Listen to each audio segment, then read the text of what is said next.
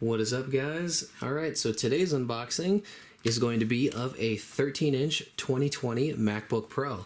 Now, I have not had a 13-inch MacBook Pro in a long time, and there are a couple of reasons for that. The first being, I typically would use my laptop as a primary computer, so I never wanted to spring for the smaller model because there was always a performance delta between the 13 and the 15-inch, obviously with the 15-inch being a lot more powerful. So anyways, I would always go for the 15-inch, and more recently, the 16-inch MacBook Pro was the only one that had this new Magic Keyboard, which isn't a pile of shit like all the other ones from 2016 to 2019. So that was another reason that I did not purchase one of those in the past. But now that I'm using a desktop again, I don't really need to be lugging around like a 15-inch computer anymore. First of all, you can get just as much processing power in this form factor as you could back then and there. So that's one reason, and I just don't need, the extra size. I like the portability of the 13-inch. So anyways, with them finally fixing it, them bringing the Magic Keyboard to the 13-inch, I think I am finally comfortable with getting one. And also, because this is the new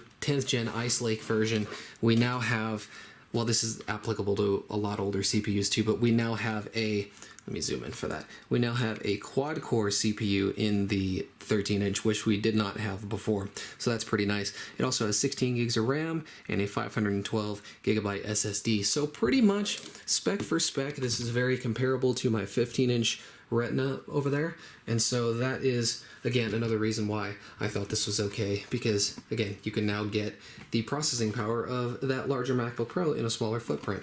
Anyways, without further ado, let's go ahead and unbox it. I'm going to try see this tab, see if it works again. It actually worked that time.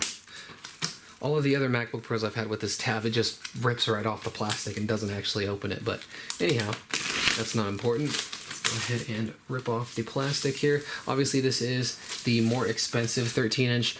They have two pretty distinct versions of the 13-inch MacBook Pro, and this is the more expensive or the better one. The lower-end models only have 8th generation processors, 2 less Thunderbolt ports, a couple of other minor details. Anyhow, let's go ahead and pop her open here. Alright, and there she is. So, again, this is pretty much just the smaller version of the 16-inch, otherwise it's basically identical. So let's go ahead and pull it out.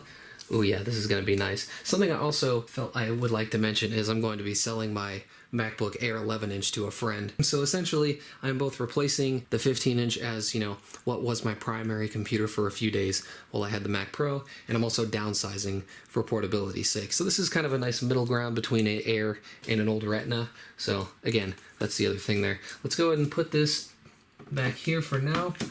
Again, pretty standard for a MacBook. You just have your quick start guides, everything that you typically get with a MacBook Pro. Something new though is they're actually matching the color of the stickers, which is kind of cool. So these are nice space gray Apple stickers to match the computer. Pretty sure they weren't doing that before, at least I don't remember them. Anyhow, here we have our charger. This one is a 61 watt USB-C, which obviously should be more than enough for this computer, but other than that, we just have a USB-C charging cable, and that's about it. So now let's go ahead and do the ceremonial peeling, which I will now do.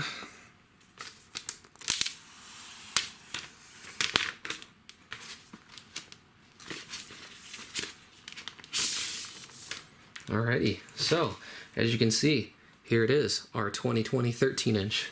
Let's go ahead and put her on the desk, open it up, and it should boot automatically. That's how these new MacBooks are. Yep, there it goes. So like I mentioned before, it's a 13-inch, but it now has the Magic Keyboard from the 16-inch MacBook Pro, which of course is back to a scissor switch mechanism. Should be quite a bit more reliable than those crap butterfly keys we had before. And otherwise, I mean, again, there's new processors and a few other internal differences, but exterior, this pretty much is how the 13-inch has been, again, other than the better keyboard, which is a huge selling point for me personally. So, anyways, I'm going to go ahead and finish setting this thing up, and there you go. This is my new primary use laptop. So thank you guys for watching, and I'll see you in the next one.